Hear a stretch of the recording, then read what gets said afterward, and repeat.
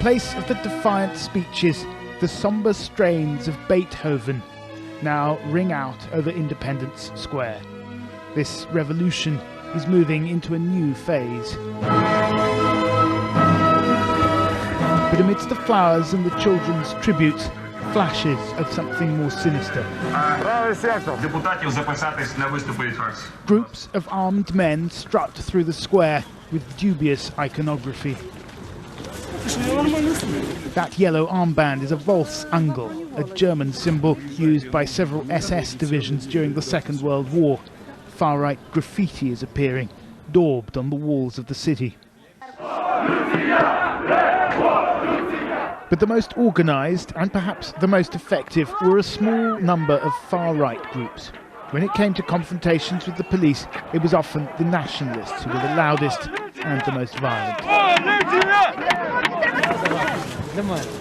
A group calling itself the Right Sector is perhaps the largest. Its members can be seen marching around Kiev in columns of about a dozen. Mostly they carry baseball bats. Sometimes they carry guns. We met these men posing for pictures outside the burnt-out remains of what was once their headquarters.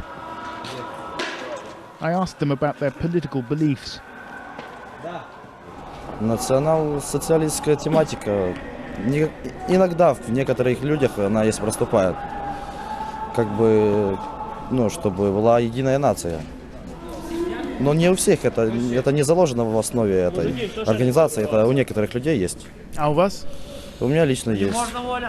В смысле? Объясните. Мне как бы нравится эта идея единой нации.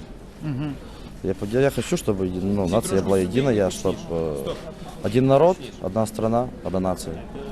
А это подразумевается что? Как бы, чтобы чистая нация. Не то, что там, как бы у Гитлера как было. В своем роде немножко, маленько, но было, чтобы своя нация. What about the East, I asked? What about Crimea, where many Ukrainians feel close historical ties to Russia? Кому нравится Россия, пусть едут в Россию. Украина только для украинцев.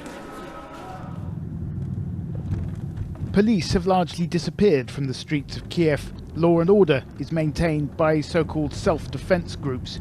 We got a late-night phone call from another group known as C14, inviting us to meet their leader at their new base.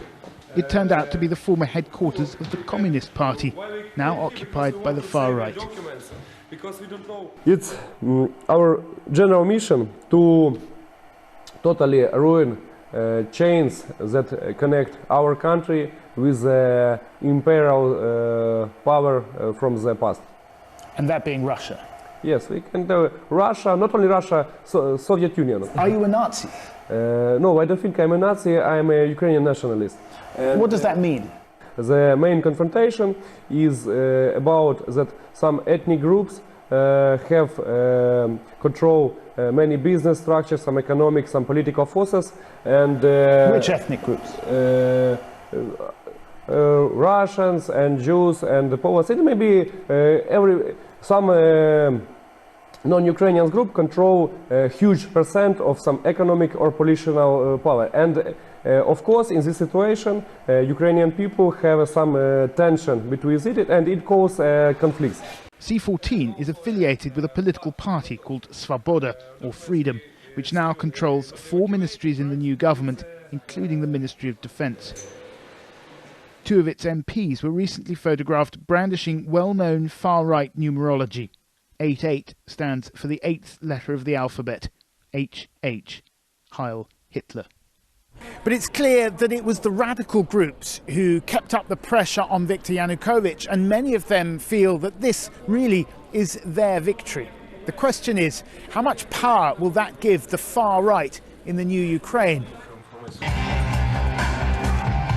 With their anti-Russian rhetoric, events in Crimea will almost certainly play into the hands of the nationalists. No one knows exactly how strong they are in terms of numbers, but the influence of the far right in Ukraine is growing. How dare you!